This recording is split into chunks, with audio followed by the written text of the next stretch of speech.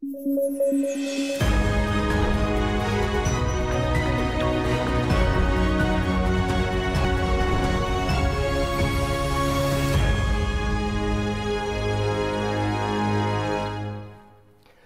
वालेकुम। प्रोग्राम सहाफ़ी में मतीउल्लाह जान। पाकिस्तान तहरीक इंसाफ के लिए मुश्किल वक्त आ गया है। एक दिन पहले ही बड़ी खबर है, कानूनी फतह उनको नसीब हुई। मखसूस नशस्तों के हवाले से सुप्रीम कोर्ट ने जो पेशावर हाई कोर्ट और इलेक्शन कमीशन का फ़ैसला था उसको मुअत्तल कर दिया।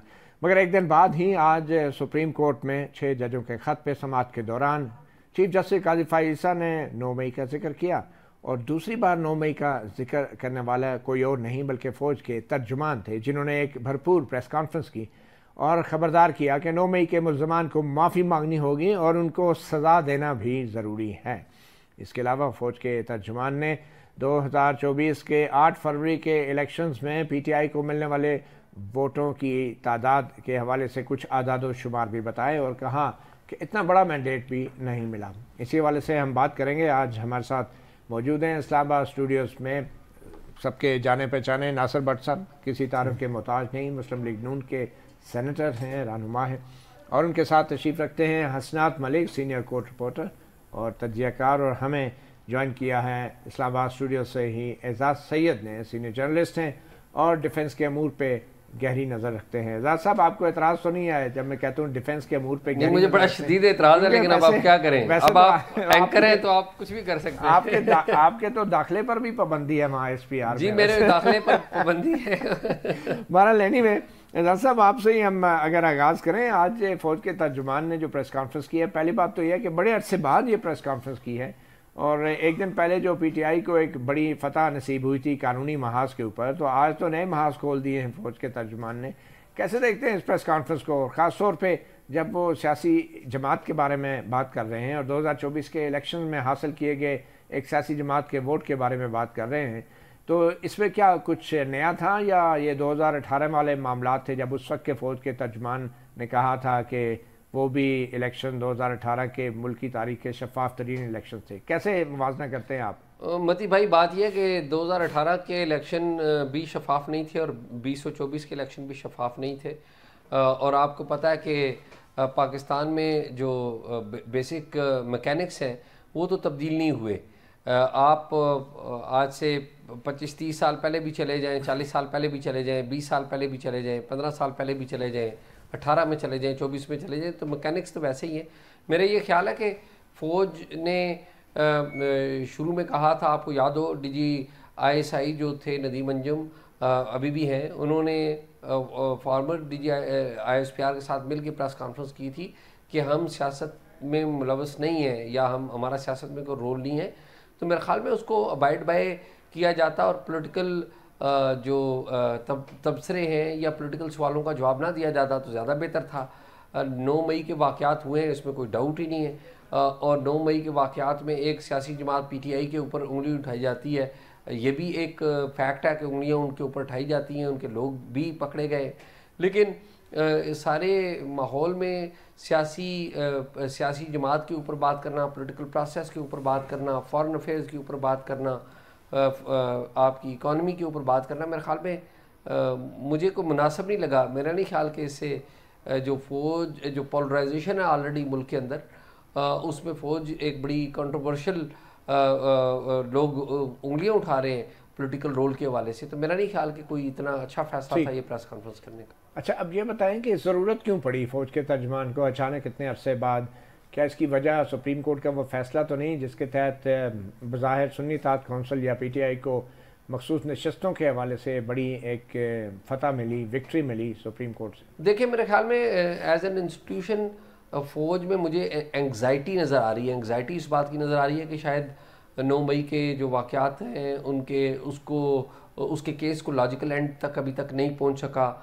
मुख्तलिफ मामलात आपको पता है आला अदालतों में चैलेंज होते रहे, फिर कुछ लोगों को फ़ौजी अदालतों से सज़ाएँ भी मिली है, लेकिन जो मास्टरमाइंड है या जो प्लानिंग जिसके बारे में बात की जाती रही है या जिसके बारे में प्रेस कॉन्फ्रेंस में भी कोई ऑडियो लीक्स दी गई हैं, तो उनके हवाले से देखें चीज़ें तो लॉजिकल एंड तक नहीं पहुंची। तो शायद ये एक एंग्जाइटी भी है कि देखें हमारे पर हमला किया गया, हमारी इंस्टॉलेशंस पर हमला किया गया, मुजस्मे जो थे शहदा के यादगारों पर हमला किया गया, तो एक एंग्जाइटी है कि वो लॉजिकल एंड तक नहीं पहुंची, ये नज़र आता है। ठीक है हसनात मलिक साहब, एंग्जाइटी तो यकीनी तौर पे है कि फ़ौजी तनसीबात पे 9 मई को हमले हुए, मगर ये कोई पहली बार नहीं था। पार्लियामेंट पे भी हमला हुआ, PTV पे भी हमला हुआ, और 2014 में जो धरना हुआ, और सुप्रीम कोर्ट पे भी हमला हुआ माजी में। ये कोई पहली बार ऐसा नहीं है। तो आपको क्या लगता है कि अब जो फ़ौज के तर्जमान की तरफ से ये एतराफ़ किया गया है कि उनको कोई एतराज़ नहीं होगा अगर 2014 के धरने पे भी कमीशन बन जाए, PTV पे हमले के हवाले से, पार्लियामेंट के ऊपर हमले के हवाले से, तो उनको अब कोई एतराज़ नहीं है। तो ये आपके ख्याल में कमीशन बनने से क्या हो सकता है, और क्यों इतना फ्लेक्सिबिलिटी पहली बार शो की गई है, जिसमें फ़ौज के तर्जमान कह रहे हैं कि भाई ठीक है कमीशन बना दें, ये सारी चीज़ें फिर उसमें देखें। ये क्या कोई नई हिकमत अमली है, क्या है?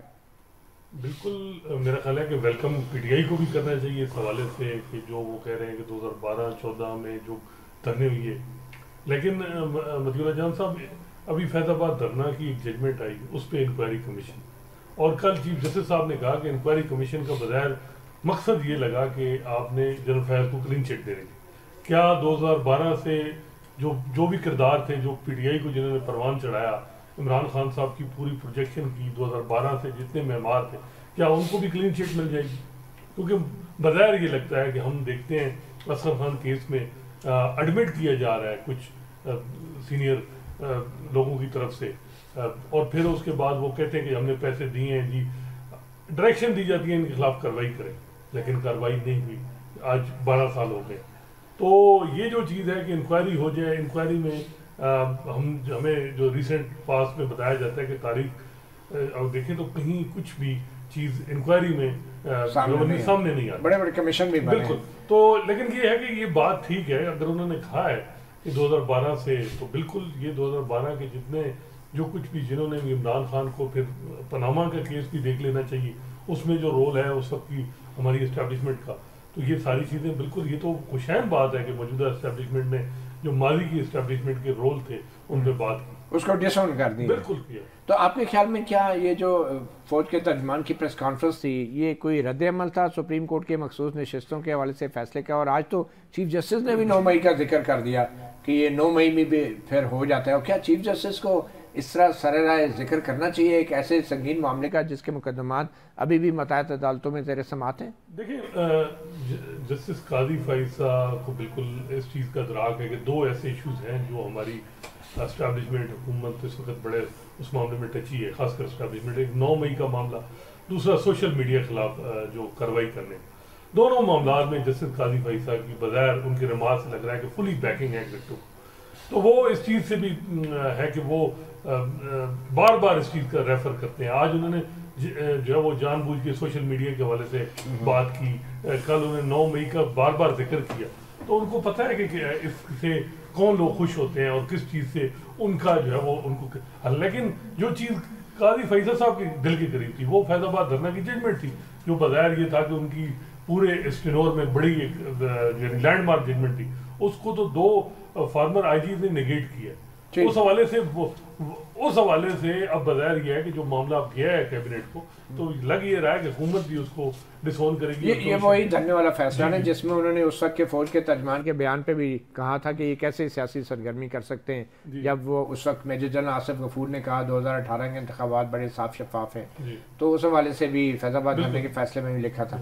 नासिर भट्ट साहब, सेनेटर आप अब नून लीग के माशाल्लाह आप भरपूर सियासतदान हैं, बाकायदा सियासतदान हो चुके हैं, तो आपका क्या मौक़िफ़ है बतौर एक सियासतदान? क्या फ़ौज के तर्जुमान को ऐसी प्रेस कॉन्फ्रेंस करनी चाहिए थी?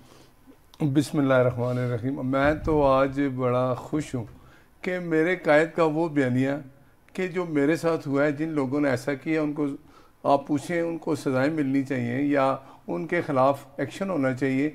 उन्होंने नाम लिया जिन जिन लोगों का, आज घूम के उधर ही आगे खड़े हो गए। अगर उस वक्त ये आप काजी फाइज़ साहब ठीक कहते हैं कि अगर उस वक्त जो इन लोगों को सज़ा मिल जाती तो आज 9 मई ना होता। अच्छा, इन्होंने इसलिए कहा है कि ये इमरान न्याजी रजीम जितनी थी उनके, आप देखें क्या, मैं तो इस पर हैरान हूँ कि मेरे कायद ने कहा कि मियाँ नवाज शरीफ वज़ीर आज़म थे और उनको मैसेज दिया गया उस वक्त की रजीम में कि आप इस्तीफ़ा दे दें। इतनी जुर्रत इतनी किस तरह हो सकती है किसी उनको किसने मैसेज दिया था? देखे ना, एक सरकारी मुलाजिम जो होता है उसकी ये तो नहीं होती ना। कौन कौन से उनको मैसेज आया कि ये धरने हो रहे हैं, ये खराबी हो रही है, ये अंदर आ जाएंगे और असेंबली पे हमला कर देंगे, तो बेहतर है कि आप इस्तीफा दे दें। नहीं, किसने मैसेज भेजा था? जिसने भी मैसेज भेजा उनको पता ही है। नहीं, उसके जनरल राइट ने भेजा था। चलो नहीं, मुझे ये नहीं पता, लेकिन मैसेज भेजा। एजाज सही साहब नाम बता देते हैं, आप रहने दें, आपने सियासत नहीं, मैं सही बता रहा हूँ। मैं भी एजाज आप नाम ले लें। भट्ट साहब वो पता नहीं भट्ट साहब क्यों नहीं नाम ले रहे, मुझे नहीं पता क्या इनकी मजबूरी है, लेकिन उस वक्त के ISI चीफ थे ज़हीरुल इस्लाम साहब। तो ज़हीरुल इस्लाम साहब का पैगाम लेकर मलिक रियाज साहब मेरी इतलात के मुताबिक आए थे नवाज शरीफ साहब से मिलने। नवाज शरीफ PM हाउस में आए थे और नवाज शरीफ साहब ने उन्हें बाकायदा सी ऑफ भी किया था, यानी कि बाहर आके सी ऑफ किया था। नहीं, और इनकार कर दिया था कि मैं इस्तीफा नहीं दूंगा। अच्छा एजाज साहब, भट्ट साहब यही बात कह रहे हैं। असल बात जो आपने असूल वाली की है ना, कि एक सरकारी मुलाजिम ने जो किया था, तो अब ये जो फौज के तर्जुमान ने प्रेस कॉन्फ्रेंस की है, इस पे आप खुश हैं कि आपके कायद का जो बयानिया था वो सच्चा साबित हो गया? नहीं, अगर ये एक चीज रियलाइज होती है कि पहले वक्तों में ये जो कुछ हुआ, आज जिस हालत पे हम खड़े हैं, इन लोगों ने एक ऐसे बंदे को मुसल्लत किया RTS किन लोगों ने? 2000 ये फैज है, बाजवा है, मैं नाम देता हूँ जी, साकिब निसार है, आसिफ सईद खोसा है, इनको पकड़े बुलाए, ये जिंदा है। कौन पकड़ेगा? नहीं, सुप्रीम कोर्ट बुला ले शहबाज शरीफ साहब वज़ीर-ए-आज़म है ना। देखे ना, सुप्रीम कोर्ट ने एक सो मोटो नोटिस लिया कि जुल्फकार अली भुट्टो साहब के साथ जो कुछ 40 साल पहले हुआ, वो तो अब 40 साल बाद में होगा ना। देखे ना, इस वक्त क्या करना चाहिए? मैं कहता हूँ कि ये मौका है ना, अब तो सब कुछ सामने आ गया ना। मियाँ साहब के साथ जो हुआ, जिन लोगों ने प्रेस कॉन्फ्रेंस पे आप खुश हैं?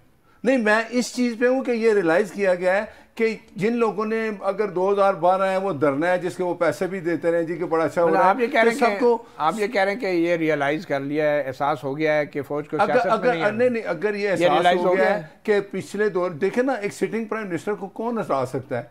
वो साकिब निसार का क्या काम है जो इमरान खान की टिकटें बेचता रहा? नहीं, तो साकिब निसार के पीछे भी तो कोई होगा। तो साकिब निसार बताए ना आके उसके पीछे। आपको नहीं पता? नहीं, मैं कहता हूँ कि मियाँ साहब ने नाम लिया ना गुजरांवाली तकरीर में कि मेरी ये जो कुछ हुआ इसके जिम्मेदार फैज और बाजवा लिया था ना नाम।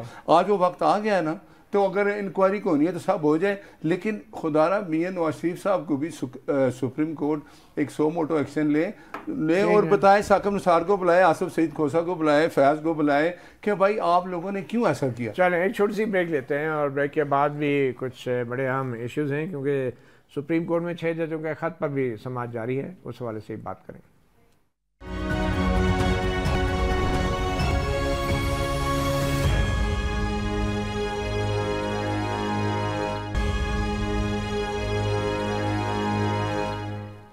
एक सहाफ़ी प्रोग्राम बट सर क्विकली, आपकी बात दुरुस्त है, हम उधर ही खड़े हैं जहाँ पे 2018 में खड़े थे। मैं तो वही कह रहा हूँ, देखे ना वो वक्त आ गया ना, तो अब मैं ये भी कहता हूँ कि अब नहीं, मैं कहता हूँ कि काजी फैज़ी साहब के साथ क्या हुआ, उन्होंने अपना केस लड़ा, उनके खिलाफ वो झूठा जो एक इल्ज़ामात लगा के जिनकी जायदाद है फलाएं, उनको नहीं चाहते थे कि चीफ जस्टिस बने, उन्होंने अपना केस लड़ा।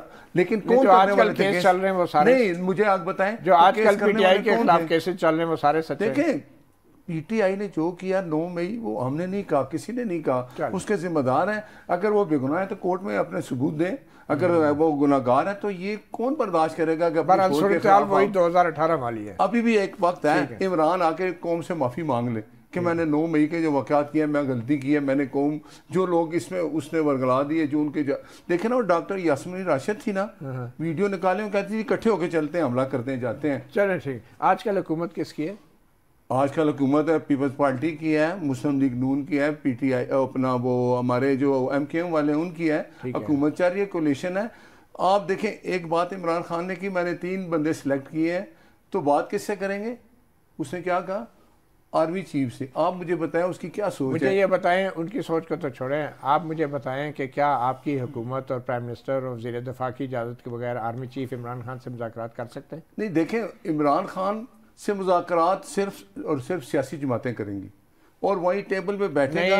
क्या आप इजाजत देंगे आर्मी चीफ को वो ऐसे मुज़ाकरात करें? देखिए मैं कहता हूँ आर्मी चीफ बैठ जाए, चीफ जैसे अपना जो काजी फाजी साहब वो बैठ जाए, फौज के तर्जुमान ने तो इनकार कर दिया है फौज के तर्जुमान। तो मैं वही कहता हूँ ये तो आपके लिए अच्छी खबर है कि आपको नहीं रोकना पड़ेगा। नहीं, इमरान की ख्वाहिश है ना, तो सब इदारे बैठ जाए, मुल्क की बेहतरी के लिए सब इकट्ठे होकर भी चले तो कोई इतराज नहीं होना चाहिए। चलें जी, इसका मतलब आपकी तरफ से भी इजाज़त है।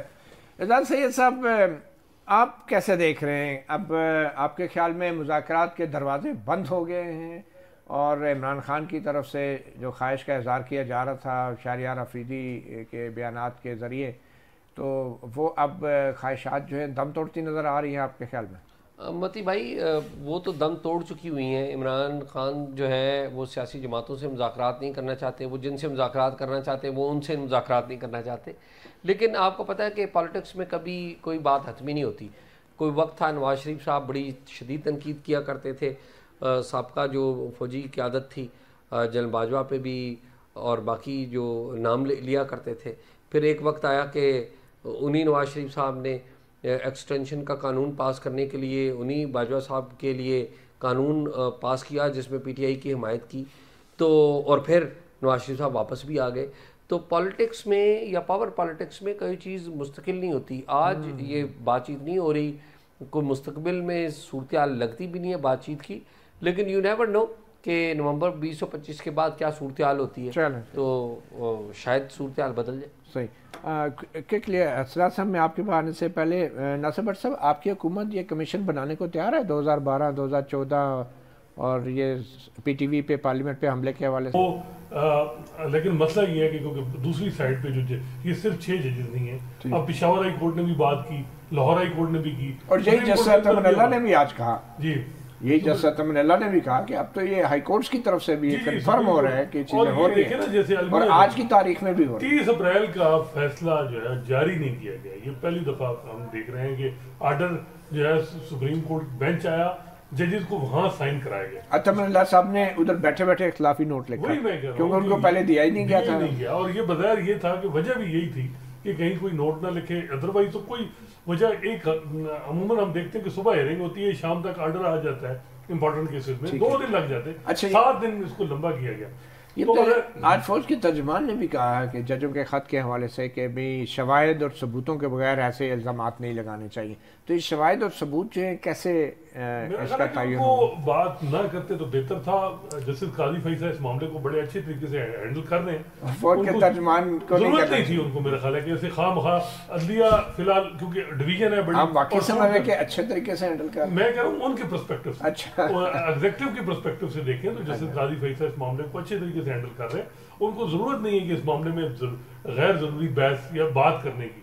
जस्टिस काजी फैसला जाने और 6 जजेस जाने, जस्टिस अतर मिनल्ला जाने, और ये बजाय ये लग रहा है कि ये इंटरनल इशू बन चुका है। जिस तरीके से जस्टिस काजी फैसला को बात करते हैं तो अतर मिनल्ला साहब बात करते हैं, उसका जवाब यह अतर मिनल्ला साहब का फौरन जो है जिस तरह उनको रोका जाता है जस्टिस काजी फैसला साहब की तरफ से, तो ये तो कोई इंटरनल क्लैश चल रहा है। ये जब जजेस की तकसीम है तो इन्होंने क्या डेंजरस बना, डेंजरस। अच्छा, ये बात वैसे किस हद तक दुरुस्त है जब जस्टिस अतर मिनल्ला कह रहे हैं कि हम 76 साल से हम झूठ बोल रहे हैं और आज भी जो है हमें कंट्रोल किया जा रहा है। तो ये जस्टिस अतर मिनल्ला की इस बात के ऊपर सुप्रीम कोर्ट बार के जो सदर हैं शहजाद शौकत, उनको बड़ा एतराज़ हुआ कि आप ये बातें सब दुनिया के सामने ना करें, ये लाइव नशियात देखी जा रही हैं, तो क्या सच दुनिया के सामने नहीं बोलना चाहिए? देखिए, जो सुप्रीम कोर्ट बार के सदर हैं, हुकूमत है, जस्टिस काजी फैसला तकरीबन 6 महीने हम देख रहे हैं कि एक पेज पे ही रहे हैं, चाहे सोशल मीडिया का मामला हो, चाहे वो ये 9 मई का या और मामला। तो इस वक्त तीनों जो है वो एक पेज पे हैं, और आज भी जिस तरह हमने इस यगानत देखी गई इनकी, तो वो जो बात कर रहे थे वो कि जी आप ऐसी बात ना करें। हालांकि बार का माजी में जब ये मामला इसी बार ने क्वेश्चन किए, जब तकारीर हुई तो जो है एस्टेब्लिशमेंट के रोल पे सबसे ज़्यादा बार की तरफ से आवाज़ आती थी। तो इस वक्त जो है बार जो है वो जो इंडिपेंडेंट ग्रुप है वो इस मामले में जैसे आप कह सकते हैं हुकूमत के साथ, और जो कि आसमान जहांगीर अगर जिंदा होती तो शायद फिर तो ज़ाहिर बात है ये हालात ना होते, ये हालात ना होते। नासिर भट्ट साहब, मैं आप कुछ कहना चाह रहे हैं? मैं ये कहना चाह रहा था कि देखें, मैं यूके में रहा हूँ 28 साल, वहाँ झूठ बोले तो उसकी सज़ा होती है। जिस टीवी पे बैठ कर कोई अंकल गलत बात करता है तो उसका जुर्माना उस टीवी के मालिक को होता है जो इजाज़त देता है उसको इस तरह की बात करने की। मेरे ख़िलाफ़, मैं एक वाहिद बंदा हूँ यूके में, मैंने 5 केस टीवी जो चैनल थे पाकिस्तान में, जब यहाँ बोला जा रहा था झूठ, वो जज अरशद मलिक वीडियो के बाद यहाँ के जो मिनिस्टर थे, जो क्या उनका नाम था, सियालकोट वाले, ऐसे यूके में वो खुफिया रिकॉर्डिंग करने, मेरी बात सुने ना, वो रिकॉर्डिंग की वहाँ वैल्यू है, विटनेस है, देखें। और मेरे खिलाफ जितने झूठ बोले गए, जितने टीवी चैनल लाइव उन्होंने यूके में चलाए, मैंने अपने बैरिस्टर से जब एडवाइस ली, उसने कहा इनके सब पे केस बनता है, ये ऐसी बात क्यों करें जिसमें हकीकत नहीं है। सब ने जुर्माने अदा किए। तो आप कहना क्या होना चाहिए? तो 6 जजों ने जो खत लिखा है उस पर आपको कोई एतराज नहीं? मैं ये कहता हूँ कि इल्ज़ाम जिन पे लगते हैं ना, आप इल्ज़ाम लगाने वाला घर चला जाता है, तो उसके बाद वो जिसके ऊपर इल्ज़ाम लगते हैं बेचारा अपनी सफाइयाँ पेश करता रहता है। और कोई भी है, कोई भी है। आपकी वीडियो में जो हकायक सामने आए थे उसमें भी तो सारे इल्ज़ाम इदारों पे जा रहे थे। तो देखे ना, तो ये आप मुझे बताएं, आसिफ सईद खोसा साहब उस वक्त चीफ जस्टिस थे, तो उन्होंने 100 मोटो लिया जी कि जज अरशद मलिक ने ये जो वीडियो बनी है इस पे एक्शन लेने पे उन्होंने क्या किया है, उन्होंने कहा जी वीडियो बनाने वाला किधर है, उसको बनाए, उसने वीडियो कैसे बनाई, तो किस तरह बनाई। तो मुझे मैंने वहाँ पाकिस्तान एम्बेसी में दरवाजे नॉक करके शोर डालता था कि भाई ये इसको कर दो, वहाँ मुझे अंदर नहीं जाने देते थे। और एंड क्या हुआ देखे ना, जज अरशद मलिक चला गया, उसकी नौकरी खत्म कर दी, लेकिन नवाज शरीफ की सजा इन्होंने खत्म नहीं की। चले, अब मुझे ये बताएं कि ये जो 6 जजों ने खत लिखा है और इसमें जिस किस्म के वाकयात बयान किए, बड़े भयानक वाकयात हैं, तो आपको लगता है कि ये गलत बयानी है? देखे ना, यही 6 जजेस उस वक्त भी थे, उस वक्त भी ये बात हो जाती तो बहुत अच्छा होता कि क्या हो रहा है। वो क्या कह रहे थे सिद्दीकी साहब जो ये सारे तो उस वक्त नहीं थे, नहीं कुछ तो थे ना, कुछ तो थे। मुझे ये बताएं, आपको शक है? मुझे कोई शक नहीं है, मैं कहता हूँ चीफ जस्टिस साहब इस पे जो उन्होंने इंक्वायरी होनी चाहिए, चीफ जस्टिस साहब को कमीशन बनाना चाहिए। चीफ जस्टिस साहब के साथ क्या हुआ, पीटीआई के दौर में क्या हुआ उनके साथ, उनके ऊपर इल्जाम। आप ये कह रहे हैं इल्जाम की तहकीकात होनी चाहिए। मैं कहता हूं कि सुप्रीम कोर्ट जो काजी फायज ईसा साहब हैं, जो वो बेहतर समझ रहे हैं, उस पर उनको काम करना चाहिए। लेकिन ये चीजें पहले भी क्यों नहीं उठी, ये लोग पहले क्यों नहीं इनके ज़मीर जागे? जी एजाज सैयद साहब, आपके ख्याल में वैसे 6 जजों के हवाले से कोई इंक्वायरी होनी चाहिए या मट्टी पाओ और आगे चले? मती भाई, इंक्वायरी के लिए उसी तरह का कोई कमीशन बना दें जिस तरीके का पहले कमीशन बनाया, तो फिर नतीजे भी वही निकलेंगे। बात यह कि ये मामला, वो बिल्ली के गले में घंटी बांधेगा कौन, यानी कि इतना ज़्यादा डिस्ट्रस्ट हो चुका है, इतना ज़्यादा। मामला बिल्ली का नहीं है, यहाँ बिल्ले का है। हाँ जी ऐसे ही, आप ज़्यादा बेहतर समझते हैं। तो आपके ख्याल में क्या करना चाहिए सुप्रीम कोर्ट को? इतने संगीन वाकयात जो सामने आए हैं, ऑब्वियसली 6 जजेस बड़े पढ़े लिखे, बड़ी रेपुटेशन वाले लोग हैं, ये गलत बयानी तो नहीं कर सकती। और पेशावर हाई कोर्ट ने भी तस्दीक की ऐसे वाकयात की, लाहौर हाई कोर्ट ने भी की है। बात यह है कि जो जजेस हैं उनका एतराज़ बिल्कुल अपनी जगह पर मौजूद है, और जो वो कह रहे हैं कि मुदाखलत होती है, उसके एक हिस्टोरिक ट्रेडिशन है ना कि मुदाखलत के फुटप्रिंट है। लेकिन मामला ये है कि वो कौन तहकीकात करेगा जिसको सारे फरीक मानेंगे और वो आज़ादी से तहकीकात कर सकेगा। वो तो फिर अदालत ही हो सकती है। मैं वही कह रहा हूँ, वो तो अदलिया के अंदर से ही किसी ने आना है ना, नहीं तो आप कमीशन बना देंगे तो नताइज आपके सामने, मेरे सामने आ जाएंगे। चलें, ये भी बड़ी अच्छी बात है। हसनान मलिक साहब, क्विकली क्या सोल्यूशन है आपके नज़दीक? देखिए, मेरा ख्याल है कि सोल्यूशन तो अब नहीं, क्योंकि ये पहले तो यूनिटी है जजेस में कि कम से कम जस्टिस काजी फैसला क्या इस इशू को, देखिए यूनिटी को तो भूल जाए, लेकिन ये कभी यूनिटी होती नहीं है। देखिए, पहले तो ये है कि तकसीम है कि जस्टिस ये तकसीम को ही भूल जाए। ठीक है, अक्सरियती फैसला होता है, अकलियती नोट होता है, इसको भूल जाए। ये बताएं फैसला क्या होना चाहिए? बस फैसला मेरा तो ख्याल है कि जो है वो इस मामले में डायरेक्शन देनी चाहिए हुकूमत को कि जो जो लोग हैं उनके खिलाफ कार्रवाई करें। इस मामले को फिर हुकूमत भी देखे, लेकिन बज़ाहिर ये लग रहा है कि अमल दरामद हमने देखा है कि बड़ा मुश्किल है। तो बेहतर ये है कि जिस तरह जैसे मंसूर अली शाह कह रहे हैं कि सारे ही आगे फ्यूचर की तरफ चले, ये आगे से आप भी आगे जी जाने चाहें। आप अगले चीफ जस्टिस के साथ हैं जी, मैं तो फिर जो पिछले के साथ है उनका क्या कसूर है? एनीवे, सहाफ़ी प्रोग्राम के अगले सेगमेंट में हम बात करेंगे तहरीक इंसाफ के रहनुमा अहमद डोगर से।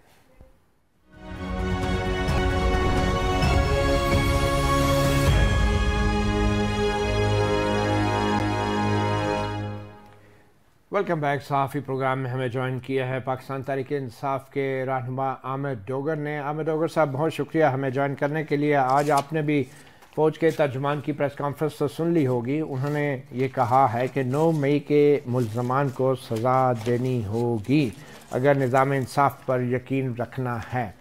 तो आप क्या कहेंगे फ़ौज के तर्जुमान के इस बयान के ऊपर? देखें, आज जो बड़ी अहम तरीन और गैर मामूली प्रेस कॉन्फ्रेंस थी, और वो प्रेस कॉन्फ्रेंस जाहिर है वो वहीं पर थी जो 9 मई से लेके अब तक तहरीक इंसाफ जिन मसाइल का, जिस गुस्से का, जिस नफरत का, जिस तशद्दुद का, जिस तासुब का 9 मई फेस कर रही है अब तक रियासती इदारों की तरफ से गुस्सा, आज उसी तरह गुस्से पर भरपूर मबनी वो प्रेस कॉन्फ्रेंस थी। यकीनन 9 मई के किरदारों को सजा मिलनी चाहिए। आईजी पंजाब तो आज तक वहां बैठे हैं जिन्होंने खुले आम छुट्टी दी आवाम को कि वो जाएं और वो जाकर कोर कमांडर के घर तक पहुंच कर एहतजाज करें और धरना दें, अंदर जाएं, जलाओ घेराव करें। एक सिपाही भी मेरे भाई आज तक लाहौर पुलिस में मुअत्तल नहीं हुआ कि लिबर्टी से वो लोग चले, शेरपाव ब्रिज से पहुंचे, वो रास्ते में आर्मी के नाके थे, पुलिस के नाके थे, वो कहाँ कहाँ अबूर करते हुए चले गए।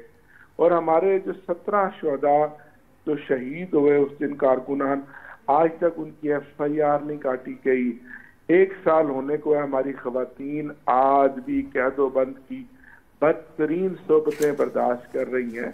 मगर डॉक्टर साहब, जो फौज के तर्जुमान जो कह रहे हैं कि किसी आपको माफ़ी मांगनी पड़ेगी आवाम से और कौम से, तो क्या 9 मई के हवाले से कुछ एहसास नदामत है? जैसे कि आपने खुद कहा कि किसी हद तक तो आपकी पार्टी के लोग शामिल थे उसमें। बात यह है, आप सब जानते हैं, बच्चा बच्चा जानता है, कौम जानती है कि 9 मई तो एक बहाना था और इमरान खान इसका निशाना था, वो एक ट्रैप था, बच्चा बच्चा जानता है। फिर बात यह है कि कौम ने तो 8 फरवरी को फैसला कर दिया। अगर कौम ये चाहती, कौम ये कहती कि 9 मई के वाकया जो है वो उसके ऊपर तहरीक इंसाफ को माफी मांगनी थी, तो कौम ने तो वोट के जरिए फैसला दे दिया।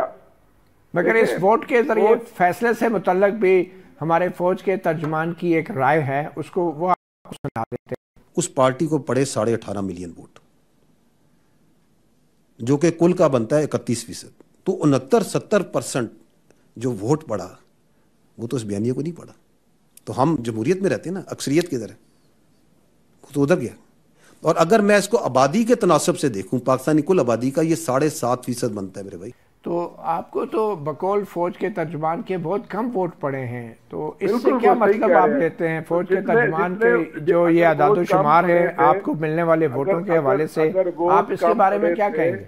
अगर वोट कम पड़े थे तो 47 के जरिए क्यों 70-80 सीटें हमारी छीनी गई, क्यों हमारी 100 सीटें पंजाब की छीनी गई, क्यों हमारी मखसूस नशिस्तें छीनी गई, क्यों हमसे बल्ले का निशान लिया गया, आज तक क्यों हमारे उम्मीदवारों पर मुकदमात, एहतजाज, किसी पुरअमन रैली की इजाजत नहीं है, आज तक पंजाब के अंदर माशाल्लाह वाला माहौल है। तो फिर आप ठीक है, आप कहते हैं हम सियासी मामलात में मुदाखलत नहीं करेंगे, तो ठीक है, आप भी एक बार आ जाएं और ट्रुथ सच आप भी बोलें, सच हम भी बोलते हैं, क्योंकि मुल्क आपका भी है, हमारा भी है, और फौज हमारी है, हम फौज से हैं। हम सोच भी नहीं सकते कि हम कोई ऐसा बयानिया बनाएंगे जिसमें अवाम और फौज के दरमियान नफरत हो, कत्तन नहीं। तो आप तस्लीम करने को तैयार नहीं है कि 9 मई में पीटीआई मुलव्वस नहीं थी 9 मई में? आप जुडिशियल कमीशन बना दें। आप ही तक क्यों अदालतों में, आज दिन तक अदालतों में क्यों लटका हुआ है कि क्या सिविलियन का केस फौजी अदालत में चलना चाहिए या सिविलियन में चलना चाहिए? मगर डॉक्टर साहब, आपके बहुत से लोगों ने तो वीडियोस में एतराफ़ किया है, वीडियोस हैं उनकी कि वो लोग शामिल थे, पीटीआई के लोग हैं, हमले किए हैं, गिरफ्तार भी हुए हैं। तो आपके बहुत से लोग तो तस्लीम कर रहे हैं इस बात को कि उनका आपसे ताल्लुक है। मैं तो पहले दिन से ये बात कर रहा हूँ कि जो लोग इसमें मुलव्वस थे उनको कानून के मुताबिक करारे वाकई सजा मिलनी चाहिए, लेकिन वो वाकया क्यों पेश आया, उसके तनाजुर क्या थे, वो वीडियो कहाँ से कहाँ चली गई जब जुडिशियल कमीशन पे इमरान खान साहब को उठाया गया, जब उनको गिरफ्तार किया गया, उनको अडैप्ट किया गया, वो कौन लोग थे, वो फोर्सेस कौन थी, वो वीडियो आज तक कहाँ क्यों गायब हो गई। अच्छा डॉक्टर साहब ये बताएं कि 9 मई को जो भी हुआ उठेगा तो सब पर उठेगा। चले डॉक्टर साहब ये बताएं कि 9 मई को जो भी हुआ, फिर जो 8 फरवरी के जो इलेक्शन थे, 8 फरवरी के इलेक्शन से आपके ख्याल में 9 मई के हवाले से आपके दाग धुल गए जो आपकी पार्टी पे लगे थे? नहीं, बात दाग धुलने के नहीं है, ये तो सियासत है।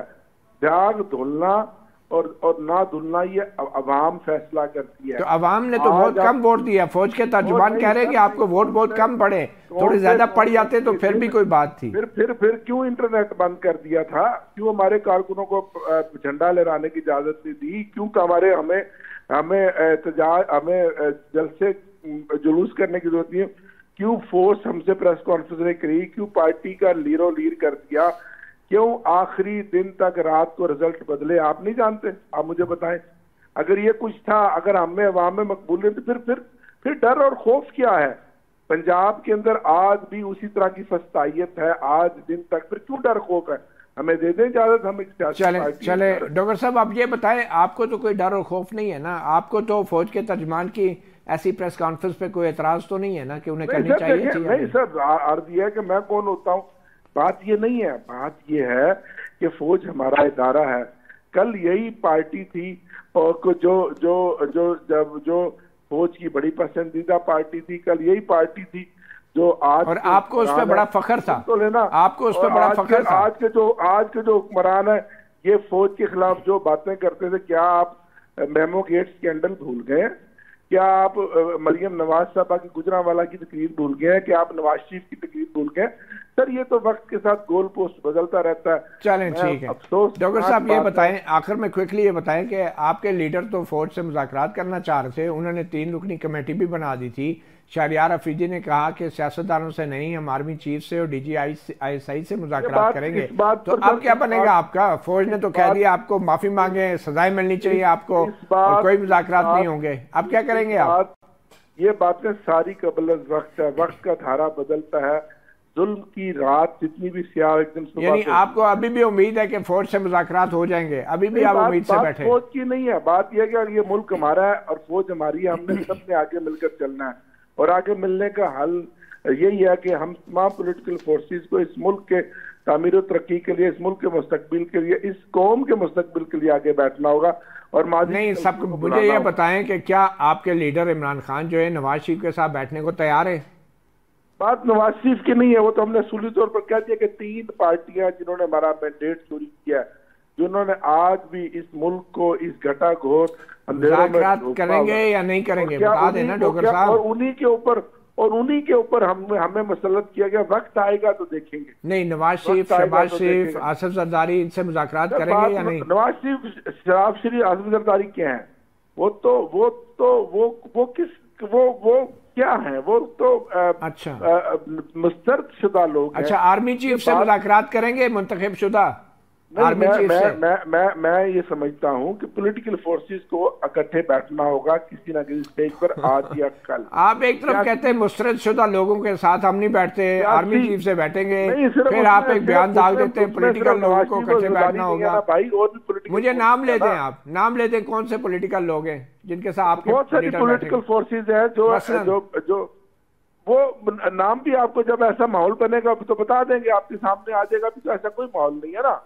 और जो दरमियान में ताकतवर हल्के हैं, आज हमने प्रेस कॉन्फ्रेंस से पॉलिटिकल टेम्परेचर देख ही लिया कि एक पार्टी को दीवार के साथ लगाया हुआ है और मजीद दीवार के साथ लगाने की तैयारियां हो रही हैं। अच्छा, जो कमीशन बनाने की पेशकश की है फौज के तर्जुमान ने कि 2014 के धरने पे हो, PTV पे हमले पे हो, तो आप तैयार है उस कमीशन के लिए? 70 साल में जो कुछ हो रहा है, ट्रूथ एंड रिकॉन्सिलिएशन जरूर होनी चाहिए। मैं इस पर बात करता हूँ। बिल्कुल फौज पर कोई इल्जाम नहीं लगना चाहिए, मैं इस पर बात करना चाहिए। फौज को अपनी क्रेडिबिलिटी को ठीक करना चाहिए, इस पर बात करता हूँ। फौज को कत्तन क्या इस तरह की प्रेस कॉन्फ्रेंस से कोई मान लेगा कि फौज सियासी मुदाखलत नहीं कर रही? बिल्कुल नहीं होना चाहिए। फौज की इज्जत होनी चाहिए। आप अजीब इज्जत की बात कर रहे हैं। जेल में बैठे आप इल्जामात लगा रहे हैं कि जहर दी जा रही है, नाम ले रहे हैं कि अगर मेरी बेगम को कुछ हुआ तो फलां जर्नैल जिम्मेदार होगा। तो ये आप क्या इज्जत हो रही है? आप जो भी इल्जामात है, वो इल्जामात हम जो लगा रहे हैं, वो इल्जामात आपके सामने ही है ना। जो कुछ उनके साथ हो रहा है वो आपके सामने ही है ना जी। मतलब आप कि कुछ क्लियर पॉलिसी नहीं है। बहरहाल आज के ये बात क्लियर पॉलिसी नहीं है, हम तो जद्दोजहद कर रहे हैं और सदाए हक बुलंद कर रहे हैं इस पुरअशोक दौर में। और हमें अल्लाह के घर से उम्मीद है कि आज इमरान खान पाकिस्तान का नहीं, आलम इस्लाम का मकबूल तरीन लीडर है। आज कहीं भी आप फ्री एंड फेयर इलेक्शन करा दे, तहरीक इंसाफ का उम्मीदवार जमानतें जब्त करा देगा, इन तमाम हुकूमती टोले की। अगर जमहूर की आवाज को माने, खुदा का नाम माने, जमहूर की आवाज को माने, हकमियत सिर्फ अल्लाह की है, सब आदमी चीजें हैं। माजी में भी बहुत बड़े कुछ एहसास है कि 2018 में आपने जमहूर की आवाज नहीं मानी थी? क्यों? 2018 में क्या हुआ था? अच्छा, 2018 में इलेक्शन हुआ, फ्री एंड फेयर इलेक्शन हुआ। अच्छा। और 2018 में अगर पीछे जो कुछ फैसिलिटेट थे तो उसका जवाब आपने 2024 से उससे भी 10 गुना ज्यादा दे दिया। मतलब जनरल बाजवा, जनरल फैज ने 2018 में आपकी कोई मदद नहीं की और उन्होंने शफाफ इलेक्शन कराए थे, आप ये कह रहे हैं? सर ये हालात तो नहीं थे जो आज हुए हैं। जिस तरह से इलेक्शन कमीशन, मतलब किस तरह के हालात थे? क्रेडिबिलिटी खत्म कर दी है। चले बता दें किस तरह के हालात थे। नहीं तो कौन सा इलेक्शन था फिर जिसमें एस्टेब्लिशमेंट ने किसी ना किसी की मदद नहीं की? बताएं मुझे। तो आप आइंदा ऐसा होना चाहिए। 8 में भी ऐसा था, बिल्कुल नहीं होना चाहिए। 2 में भी ऐसा था। चले तो आज 70 के अलावा कोई इलेक्शन ऐसा था? मुझे बताएं। अच्छा डॉक्टर साहब, आखिरी सवाल मुझे ये बताएं, क्या फौज के तर्जुमान को ऐसी प्रेस कॉन्फ्रेंस करनी चाहिए? नहीं सर, मैं इस बात वो अपनी प्रेस कॉन्फ्रेंस में खुद मुख्तियार है, लेकिन एक सियासी पार्टी को इंतशारी टोला कहना और आपको इतराज तो नहीं है ना प्रेस कॉन्फ्रेंस में? और एक सियासी पार्टी के खिलाफ इतनी बड़ी चार्जशीट करना, इस पर मैं इतराज करता हूँ। लेकिन प्रेस कॉन्फ्रेंस पे इतराज नहीं है आपको? मोहतरम इतारा है, लेकिन आज की प्रेस कॉन्फ्रेंस ये बता रही थी कि अभी भी एक सियासी पार्टी के खिलाफ गुस्सा, नफरत और जो इंतकाम है वो वहीं का वहीं खड़ा है। चलें ठीक है। मुझे डॉक्टर साहब, मेरा सवाल ये था कि आपको प्रेस कॉन्फ्रेंस करने पे इतराज तो नहीं है ना फौज के तर्जुमान की तरफ से? आप बात करें, प्रेस कॉन्फ्रेंस उन्होंने की, हम आपको उस प्रेस कॉन्फ्रेंस का जवाब दे रहे हैं। आप मुझसे ये बात क्यों कर रहे हैं? नहीं, आपको बतौर सियासतदान, बतौर सियासी जमात को इतराज? मुझे उस कंटेंट पे इतराज है कि जो कंटेंट में मुझे एक तासुब और गुस्सा और नफरत नजर आई है। फौज हमारी। बहुत शुक्रिया अहमद डोगर, रहनुमा तहरीक इंसाफ, सहाफ़ी प्रोग्राम को वक्त देने का। वक्त के साथ साथ बहुत कुछ सीखा जाता है, लेकिन लगता है हमारे सियासतदानों और सियासी जमातों ने कुछ नहीं सीखा। सहाफ़ी प्रोग्राम से बस इतना ही। इजाज़त दीजिए, अल्लाह हाफ़िज़।